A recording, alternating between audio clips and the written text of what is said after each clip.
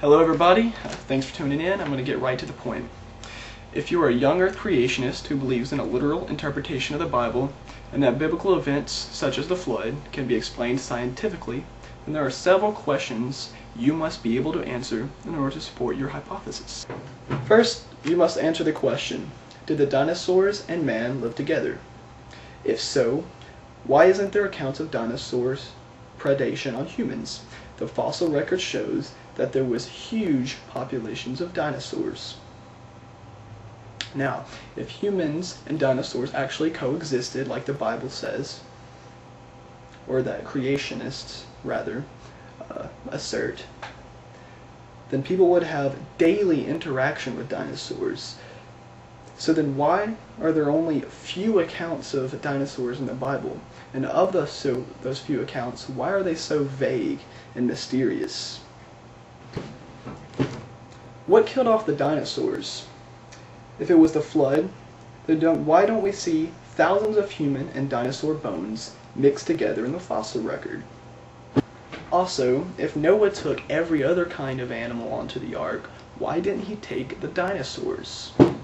If whales, dolphins, fish, and other sea creatures survived the flood, then why didn't sea-going dinosaurs survive the flood? Modern geologists today assert that the many layers we see in places like the Grand Canyon were formed over time by sedimentary deposition, igneous intrusion, and other geological forces.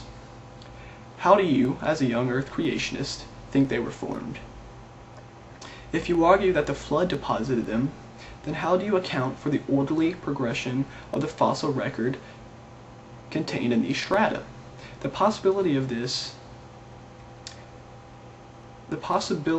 fossils being laid down is not consistent with the creationist view that order comes from disorder.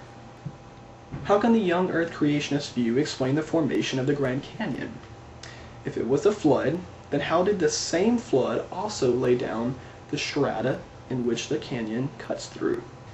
How do you explain things like limestone stalagmites and stalactites, which geologists assert take millions of years to form? How can we see stars that are more than 6,000 light years away? If you argue that the speed of light has decayed over the last 6,000 years, what evidence do you have for this hypothesis? Through vigorous study of a crater near the Yucatan Peninsula, scientists have concluded that a cataclysmic asteroid strike 65 million years ago killed off the dinosaurs. Now, if the Earth is only 6,000 years old, this must have happened during human lifespans. It must have happened during biblical times. This would have greatly impacted the lives of biblical peoples. Why are there no accounts of this in the Bible? Modern anthropological research suggests that anatomically modern humans evolved from populations of Homo erectus roughly 200,000 years ago, and that species ancestral to Homo erectus evolved in succession a few odd million years before that. The variations in the human fossil record depict this. How can a young earth creation worldview explain this? Radiometric dating dates biblical artifacts to ages consistent with biblical accounts. If dating of artifacts 6,000 years and younger are accurate, then why is there any reason to believe items dated older are inaccurate? There is no evidence that suggests that radiometric dating fails to be accurate after 6,000 years. How can the creationists explain this? That's it for today. Thank you for tuning in, and I hope to hear some responses.